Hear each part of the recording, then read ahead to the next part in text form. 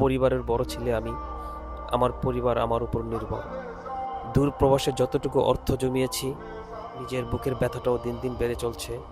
এটা দিয়ে চিকিৎসা করব নাকি পরিবারকে দিব, আমি এখন দিশেহারা।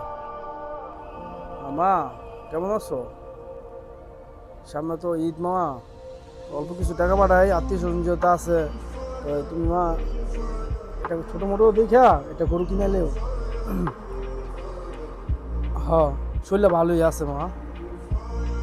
টেনশন করো না আমাকে নিয়ে, আমি আছি, ভালো আছি।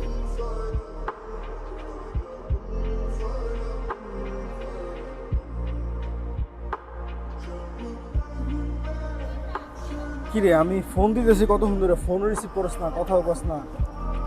আজকে ডাক্তারের অ্যাপয়েন্টমেন্ট দেওয়া, খেয়াল নাই তোর? এই যে অলরেডি 6টা বাজে, যাইতেই হতো। একটা বন্ধু, সংসারের আমি বড় ছেলে, আমার একটা অনেক দায়িত্ব আছে। আত্মীয় স্বজন সবাই আমার দিকে তাকায় থাকে, প্রতি বছর কুরবানি দিই। এবছর যদি আমি কুরবানিটা না দিই তাইলে মনে কর যে হয় না। এই জন্য আমার চিকিৎসা লাগলে পরে করি, আমার কুরবানিটা দেওয়া খুবই জরুরি। এই জন্য আমি বাসায় সব টাকা পাঠাই দিছি।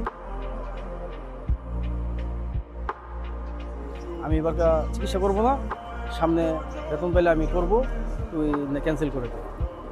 শোন, আজকে আমি কইছি ডাক্তার দেখামু, তোর বুকের ব্যথা প্রচুর বাড়ছে, কোনো অজুহাত দেওয়ার দরকার নাই। টাকা নাই, টাকা কেমনে ম্যানেজ করা লাগে, কি করা লাগে আমি দেখবি না। চল তুই ডাক্তার কাছে যাবো প্রয়োজনে।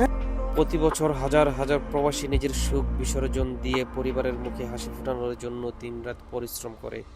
নিজের নতুন কাপড় না কিনেও নিজের চিকিৎসা খরচ বাঁচিয়ে কষ্ট করে টাকা জমিয়ে দেশে পাঠিয়ে প্রিয়জনদের ঈদের আনন্দের জন্য। কিন্তু এই প্রবাস জীবনে যখন একাকিত্ব, দুঃখ, কষ্ট ঘিরে ধরে, তখন একজন ভালো বন্ধু হয়ে ওঠা সবচাইতে বড় অস্ত্র।